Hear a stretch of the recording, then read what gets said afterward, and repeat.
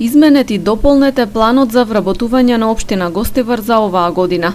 Наместо првичните 45 се вработуваат 58 лица.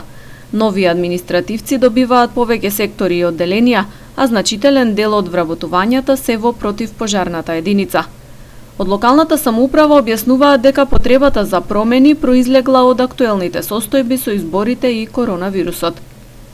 Поради тоа што беа изборите, значи беа предвидени во 12 април, и после пандемијата и ние не можевме да го освоиме. И во меѓувреме, значи ние имаме една друга состојба што мораме ние да надополниме со работници, поготово во противпожарната единица тамо што имаме 5-6 луѓе што ја имат остајна работата. Мора не да ги надополниме тие места, и овде во нашата општина има 20 луѓе што одат на пензија, а се во места кај мора да бидат пополнети. Значи ова беше. Подготвен и усвоен е и планот за вработувањата во општината за 2021 година.